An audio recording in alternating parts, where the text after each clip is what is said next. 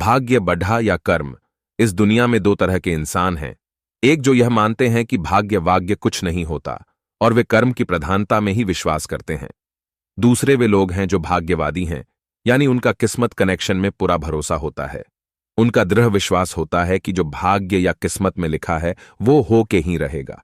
यानी इंसान कर्म और भाग्य की दो धुरियों में घूमता रहता है और अंततः दुनिया से अलविदा हो जाता है। आज का युवा भी यही सोचता है कि बिना कुछ किए ही उसे वह सब कुछ मिल जाए जो वह चाहता है। इस विषय पर अक्सर बहस होती रही है कि आखिर कौन बड़ा है, भाग्य या कर्म। अनंत काल से ही यह बहस का विषय रहा है कि कर्म ज्यादा महत्वपूर्ण है या भाग्य। जब अर्जुन ने कुरुक्षेत्र में अपने स्वजनों को युद्ध के लिए अपने सामने खड़ा पाया तो उसका शरीर निस्तेज हो गया, हाथों से धनुष छूट गया। प्राणहीन मनुष्य के समान वह धरती पर गिर गया। तब भगवान श्री कृष्ण ने उसे गीता के कर्म ज्ञान का उपदेश दिया। भागवत गीता में भगवान श्री कृष्ण भी अर्जुन से कर्म करने की ही बात कहते हैं, अर्जुन को कर्म करने का ही उपदेश देते हैं। श्री कृष्ण कहते हैं कि हे अर्जुन, राज्य तुम्हारे भाग्य में है या नहीं, ये तो बाद की बात है, परंतु युद्ध तो तुम्हें पहले लद्दाहना ही होगा, कर्म तो तुम्हें करना ही होगा। तुलसीदास जी ने भी श्री रामचरितमानस में कर्म की ही प्रधानता बताई है। कर्म प्रधान विश्व करि राखा, अर्थात युग तो कर्म का ही है, प्रधानता तो कर्म की ही है। कर्म किए बिना कुछ भी संभव नहीं है। एक जंगल के दोनों ओर अलग अलग राजाओं का राज्य था और उसी जंगल में एक महात्मा रहते थे जिन्हें दोनों राजा अपना गुरु मानते थे। उसी जंगल के बीचों बीच एक नदी बहती थी। अक्सर उसी नदी को लेकर दोनों राज्यों के बीच झगड़े फसाद होते रहते थे। एक बार तो बात बिगड़ते बिगड़ते युद्ध तक आ पहुंची। कोई भी राजा सुलह को तैयार नहीं था, सो युद्ध तो निश्चय ही था। दोनों राजाओं ने युद्ध से पहले महात्मा का आशीर्वाद लेने की सोची और पहुंच गए जंगल की उस कुटिया में जहां महात्मा रहते थे। पहले एक राजा आया और उसने महात्मा से युद्ध में विजय का आशीर्वाद मांगा। महात्मा ने कुछ देर उस राजा को निहारा और कहा कि राजन, तुम्हारे भाग्य में जीत नहीं दिखती, आगे ईश्वर की मर्जी। यह सुनकर पहला राजा थोड़ा विचलित तो हुआ, फिर उसने सोचा कि यदि हारना ही है तो पूरी ताकत से लड़ी डीहेंगे, परंतु यूं ही हार नहीं मानेंगे, और अगर हार भी गए तो हार को भी औरों के लिए उदाहरण बना देंगे, परंतु आसानी से हार नहीं मानेंगे। ये निश्चय कर वह वहां से चला गया। दूसरा राजा भी जीत का आशीर्वाद लेने महात्मा के पास आया, उनके पैर छुए और विजयश्री का आशीर्वाद मांगा। महात्मा ने उसे भी कुछ देर निहारा और कहा कि बेटा, भाग्य तो तुम्हारे साथ ही है।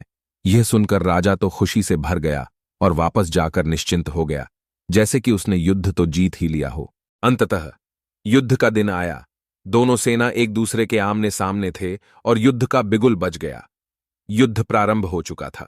एक तरफ की सेना यह सोचकर लदे डेआच रही थी कि चाहे किस्मत में हार हो, पर हम हार नहीं मानेंगे, हम अपना सर्वश्रेष्ठ कोशिश करेंगे, अपना सर्वस्व झोंक देंगे।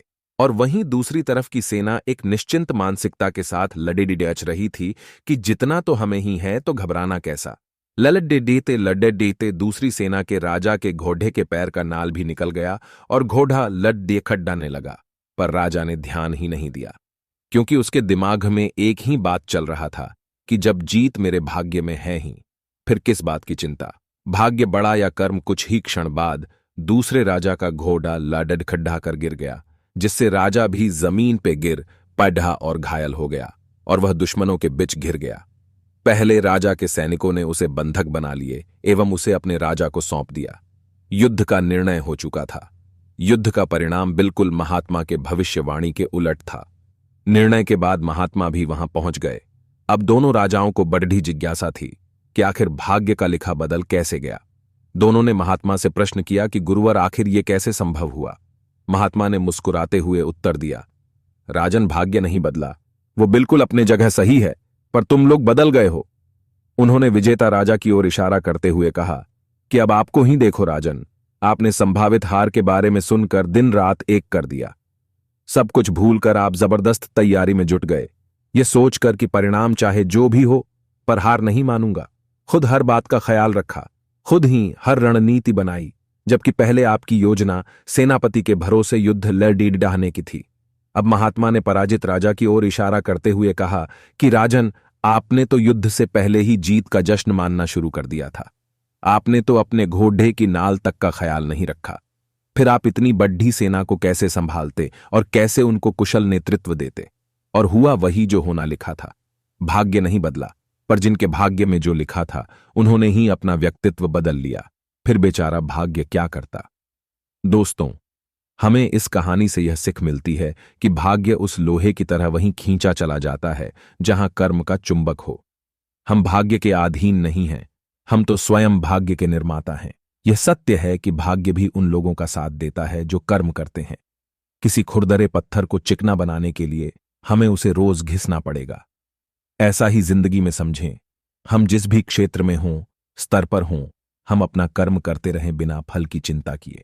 दोस्तों, अगर हमारा वीडियो आपको पसंद आए तो हमारे चैनल टारगेट योर गोल्स को लाइक एंड सब्सक्राइब अवश्य करें।